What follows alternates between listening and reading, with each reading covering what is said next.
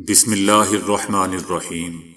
السلام علیکم دوستو، دنیا بھر کی خبروں میں آج آپ سنیں گے، لیکن اس سے پہلے اگر ہو سکے تو لائک اور سبسکرائب کا بٹن ضرور دبا لیں۔ شکریہ۔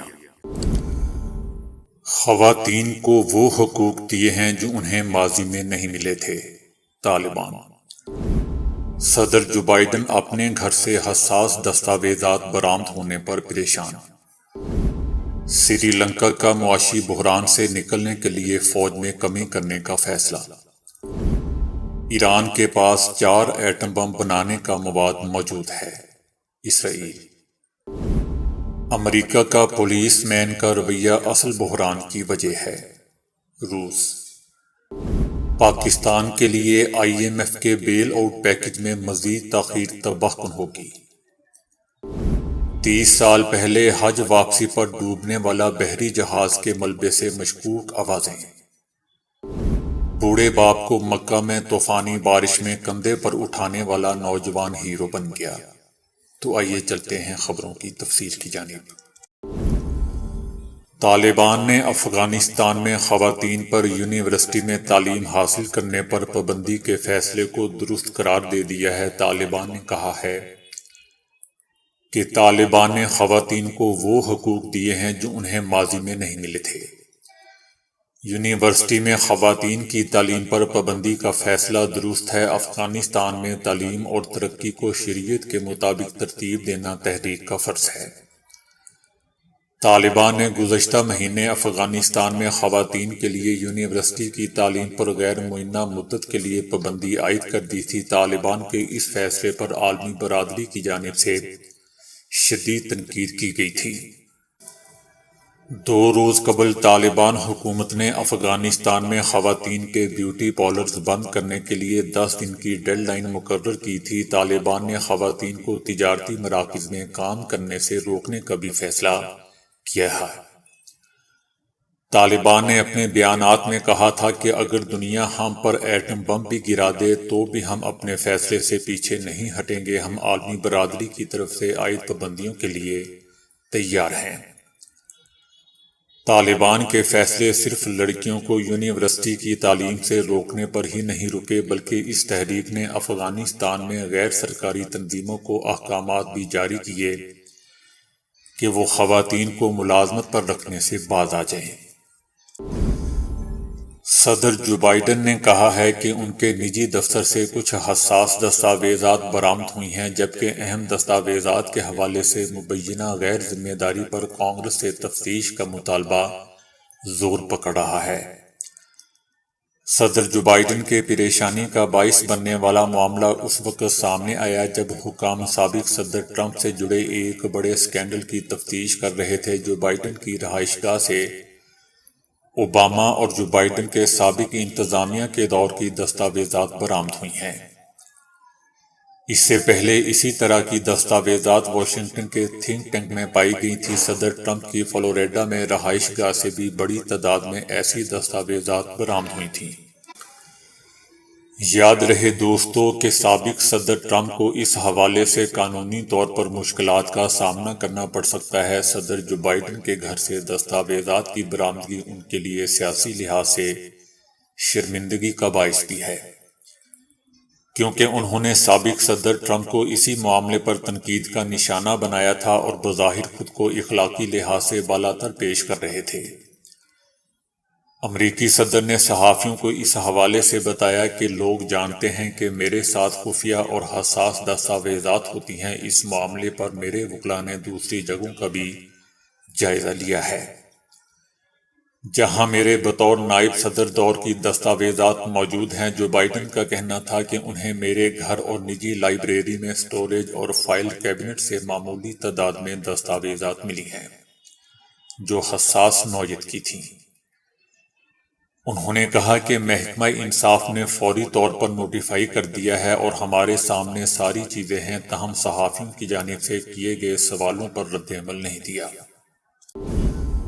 سری لنکا نے معاشی بحران سے نکلنے کے لیے دیگر اخراجات میں کٹوتی کے ساتھ ساتھ فوجیوں کی تعداد میں بھی کمی کرنے کا فیصلہ کیا ہے۔ سری لنکا اگلے سال تک بتدریج فوجیوں کی تعداد میں 1/3 تک کمی کر دے گا، جبکہ 2030 تک یہ تعداد 1 لاکھ تک کر دی جائے گی۔ سری لنکا کی مسلح افواج کا حجم 2017 اور 2019 کے درمیان 3,17,000 تھی، جو ورلڈ بینک کے مطابق 2009 میں ختم ہونے والے لبریشن ٹائگرز کے ساتھ 25 سالہ طویل تنازع کے دوران اس سے بھی کہیں زیادہ تھی۔ سری لنکا کو معاشی بحران سے تنخواہیں اور پینشن کے لالے پڑ گئے ہیں۔ سری لنکا کے کل اخراجات میں دفاعی شعبے کا حصہ 2021 میں جی ڈی پی کے 2.31% پر پہنچ گیا تھا۔ سری لنکا کو اس وقت 7 دہائیوں کے دوران پہلے بدترین معاشی بحران کا سامنا ہے۔ فوجیوں کی تعداد اور اخراجات میں کمی۔ اس اقدام کا مقصد 2030 تک ایک تکنیکی اور حکمت عملی کے لحاظ سے صحیح اور متوازن دفاعی قوت بنانا ہے۔ سری لنکا کو $2.9 بلین کا IMF قرض حاصل کرنے کے لیے پیشگی شرط کے طور پر قرض کی پائیداری حاصل کرنے کی ضرورت ہے، جس کے لیے IMF نے سری لنکا سے اپنی 1.5 ملین مضبوط عوامی خدمات کو کم کرنے، ٹیکسوں میں تیزی سے اضافہ کرنے اور خسارے میں جانے والے سرکاری اداروں کو فروخت کرنے کو بھی کہا ہے۔ ادھر روس اور چائنا نے بھی سری لنکا کو علاقائی قرض دینے کے معاملے میں سست روی اپنا رکھی ہے، جس سے عدم استحکام میں مزید اضافہ ہو گیا ہے۔ اسرائیلی فوج کے سبکدوش ہونے والے چیف آف سٹاف نے انکشاف کیا ہے کہ فوج نے گزشتہ 1 سال کے دوران ایران پر حملوں کے 3 منصوبے بنائے تھے۔ حملوں کا مقصد جوہری تنصیبات اور جوہری تنصیبات کو مدد کرنے والے منصوبوں کو تباہ کرنا تھا۔ انہوں نے مزید کہا کہ اگر کسی بڑی جنگ میں داخل ہونے کی بات آتی ہے تو اضافی فوجی مقامات اساسی اہداف کی فہرست میں شامل کیے جائیں گے۔ انہوں نے مزید کہا کہ آج ایران کے پاس 4 جوہری بم بنانے کے لیے کافی افزودہ مواد موجود ہے، 3 20% کی سطح پر اور 1 60% کی سطح پر ہے۔ انہوں نے خبردار کیا کہ فوج نے اس کے لیے جارحانہ منصوبے بھی تیار کر لیے ہیں۔ اگر ایران نے صورتحال کو مزید خراب کرنے کا فیصلہ کیا تو ان منصوبوں پر عمل کیا جائے گا۔ جنرل نے مزید کہا کہ ہم 2 اہم چیزوں پر کام کر رہے ہیں۔ پہلا، ایرانی میزائلوں کا پتہ لگانا تاکہ عملی درآمد کے دن ہم ان سے زیادہ پر حملہ کر سکیں۔ دوسرا، ان میزائلوں کو بے اثر کرنے کے لیے فضائی دفاعی نظام قائم کرنا۔ اسرائیلی فوج کے کمانڈر نے کہا کہ اگر لبنان کی تنظیم جنگ میں داخل ہوتی ہے تو اس صورتحال میں اسرائیل لبنان کو 50 سال پیچھے دھکیلنے کے لیے تیار ہے، کیونکہ صرف مسلح تنظیم کو نشانہ بنانا ہی کافی نہیں ہوگا، لبنان کے تمام بنیادی ڈھانچے کو نشانہ بنایا جائے گا۔ جنرل کی یہ دھمکیاں دوستوں کل جمعے کو سروس سے ریٹائرمنٹ سے پہلے ان کے ساتھ ایک انٹرویو میں سامنے آئی ہیں۔ روس نے کہا ہے کہ امریکہ کا عالمی پولیس مین بننے کا رویہ اور دوسروں کے مفادات کو نظر انداز کرنا یوکرین بحران کی اصل وجہ ہے۔ ہمارے مغربی دوستوں نے اپنی تقاریر کے دوران اس بات پر زور دیا کہ روس کی جانب سے یوکرین میں خصوصی آپریشن بین الاقوامی قانونی لحاظ سے ناقابل واپسی کام ہے۔ ان باتوں سے ممکن ہے یہ خیال پیدا ہو کہ یوکرین میں فوجی آپریشن سے پہلے دنیا میں کوئی بھی غیر قانونی کام نہیں ہوا تھا، لیکن ایسا نہیں ہے۔ فوجی آپریشن سے مدتوں پہلے یوکرین میں بین الاقوامی قوانین پامال کیے جا چکے ہیں۔ یوکرین بحران کی اصل وجہ مغربی ممالک کا غرور اور دوسروں کے منافع کو نظر انداز کرنا ہے۔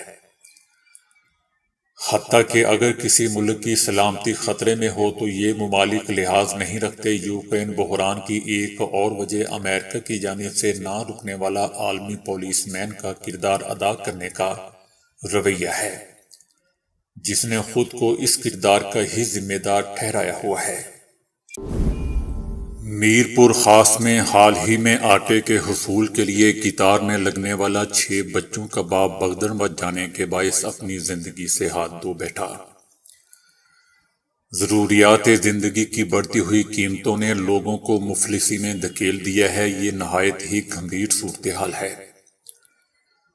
جبکہ معاشی سطح پر کسی قسم کی بہتری کے امکانات بھی نظر نہیں آ رہے۔ خدشہ ہے کہ حالات اس سے بھی بدتر ہوں گے۔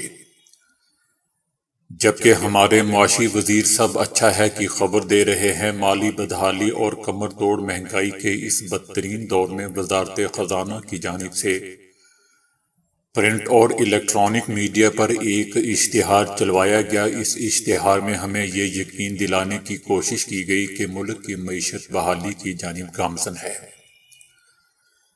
یہ اشتہار دعویٰ کرتا ہے کہ پاکستان کو ڈیفالٹ سے بچا لیا گیا ہے اور معیشت مستحکم ہو رہی ہے۔ اگر حکومت یہ سوچ رہی ہے کہ وہ غلط اعداد و شمار دکھا کر اپنا کھویا ہوا سیاسی سرمایہ واپس حاصل کر سکتی ہے تو یہ اس کی بہت بڑی بھول ہے۔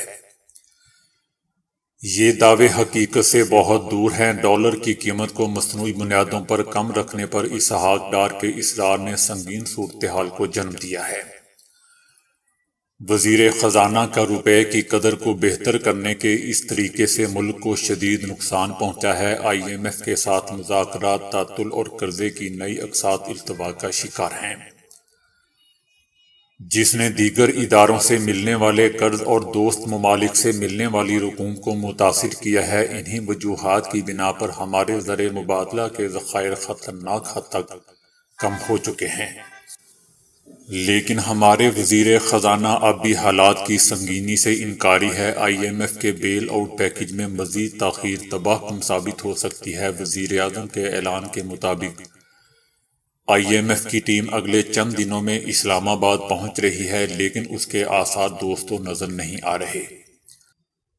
پاکستان آنے کی بجائے IMF کے حکام نے جنیوا میں منعقد ہونے والی ڈونر کانفرنس میں وزیر خزانہ اسحاق ڈار سے ملاقات کی، لیکن اس ملاقات کے کوئی خاطر خواہ نتائج سامنے نہیں آئے۔